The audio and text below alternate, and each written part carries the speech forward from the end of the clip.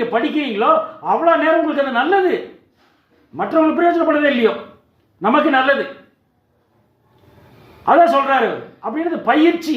ரெண்டாவது, எடுத்தோடனே எல்லாம் மேடையில் வந்து பேச மாட்டாங்க, எல்லாம் வந்து ஸ்போர்ட்ஸில் போய் கலந்துக்கிட்டு ஜெயிக்க மாட்டாங்க. 8 வயசு 7 வயசுலேருந்தே பழக்கம் அவங்களுக்கு. அப்படி வந்தால் தான் செய்ய முடியும். பயிற்சி, சரியான பயிற்சி இருக்க வேண்டும். அப்படி இருந்துச்சுன்னா நீங்கள் வந்து அந்த ரூல்ஸ் படி செய்யணும். இப்போ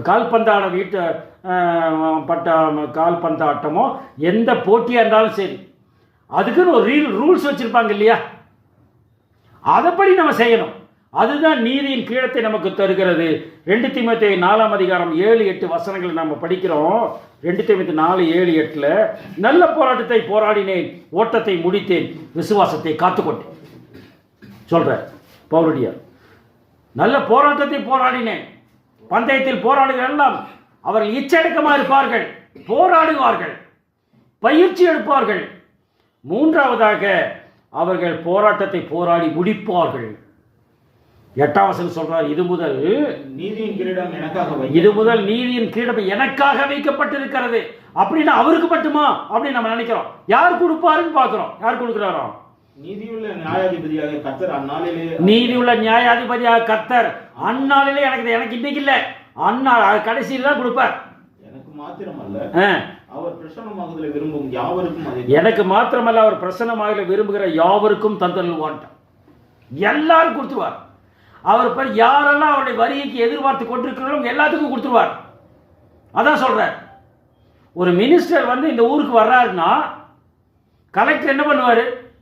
அந்த கலெக்டர் மினிஸ்டர் வந்து இத்தனாம் தேதி இத்தனை மணிக்கு அவருக்கு மீட்டிங் பேசணும், இத்தனை மணிக்கு அந்த தலைவர் வருவார், அந்த தலைவர் இந்த ஊருக்கு வர்றாருன்னு சொன்ன உடனே அந்த ஊர் கலெக்டர் என்ன பண்ணுவார்? அவர் வர்றதுக்கு ஒரு 2 மணி நேரம் 3 மணி நேரம் ஆயத்தமாக வர. எப்போ ஆயத்தமாக வர? ஒரு வாரம் 10 நாள் முன்னாடியே என்ன பண்ணுவாங்க? எல்லாத்தையும் ஒழுங்கு பண்ணுவாங்க. எல்லாம் அவங்க ஒரு மீட்டிங் போட்டு எல்லாத்தையும் கூப்பிட்டு அதெல்லாம் இப்படி செய்யணும் அப்படின்னு செஞ்சாதான் பிரச்சனை வராமல் இருக்கும். செய்வாங்களா மாட்டாங்களா? அப்பதான் சிறப்பாக அமையும். அப்படியே உட்கார்ந்துட்டாங்கன்னா அவரை தூக்கிடுவாங்க. இந்த கலெக்டர் சரியில்லைன்னு தூக்கிடுவாங்க. நடக்கும் இல்லை? அப்போ அதே மாதிரி தான் நம்முடைய இன்வால்மெண்ட் என்ன அப்படின்னு வந்து நம்ம பார்க்கணும். ஏதோ ஞாயிற்றுக்கிழமை வர்றோம், ஆராதனையில் கலந்துக்கிறோம், ஒரு மணி நேரமோ 1.5 மணி நேரமோ அப்படியே நம்ம பேசிட்டு அப்படியே நம்ம போயிட்டோம்னா அதோட நிறைவு பெறுகிறதான்னு கேட்டால், ஓடுகிற ஓட்டம் அவர் பிரசன்னமாகிற விரும்புகிற யாவருக்கும் தந்தருளுவார் என்று சொல்லுவதாக பார்க்கும். எப்படி